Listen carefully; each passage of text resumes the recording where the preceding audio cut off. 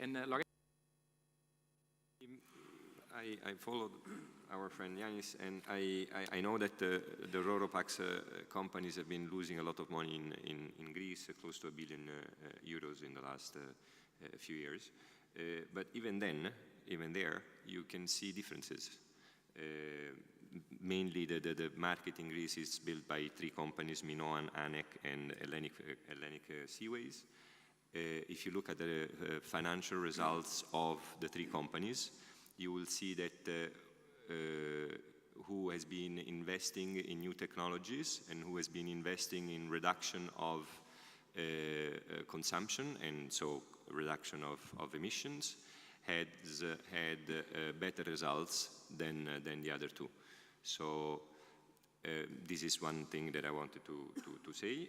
So that underlines the fact that the driver is right. Then, of course, there are differences.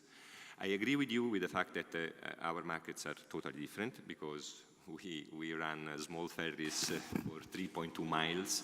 Those companies are real shipping companies.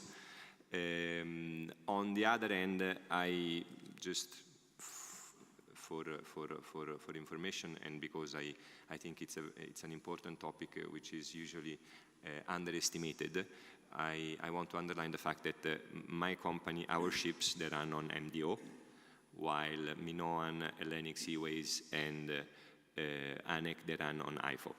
So this is why we have been able to switch from one fuel to another. So we are capable of switching from MDO to LNG because we are already using a fuel that is very expensive. And that's it. Thank you. Thank you, Lorenzo. So we come to the end of our session, and I would try to sum up, our session, and most of what was said here in this session and in other sessions of the shipping and law with one sentence. I want to risk a bit in saying that this time. I want to express and try to find one sentence with an example, which can be very clear.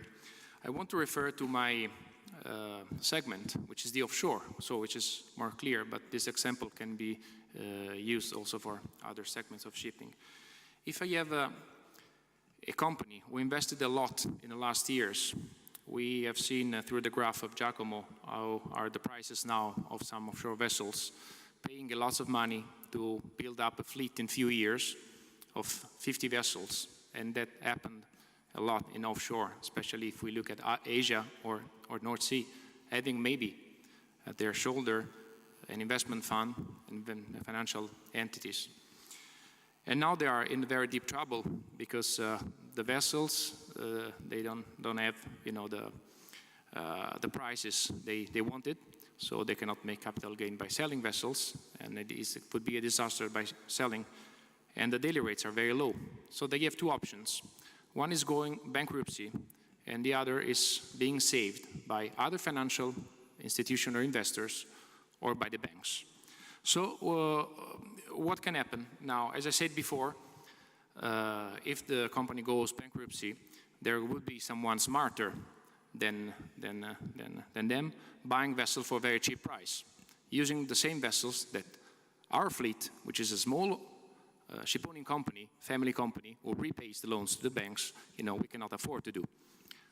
Or the company can be saved by the banks, who can restructure the loan and saying, do not pay me for a few years. And so this means the same thing, practically. I will have that vessels competing with my vessels at a very low rates. But, and I want to stress this point, I cannot blame the managers of this company if they want to save the company. If I speak to the bank, I cannot blame the bank, because for the bank it's not convenient to register, a minus now in this financial year, and they want to, or it's not convenient to sell the vessel because it's obviously not convenient. So they are right in waiting time that the market will recover. So I cannot blame them. I cannot blame the newcomers, into this segment, because they buy vessels at a very cheap price.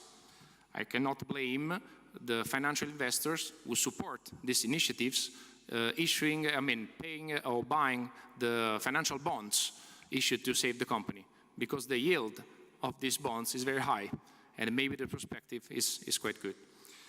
Having said that, there is also another factor which is very important in our field.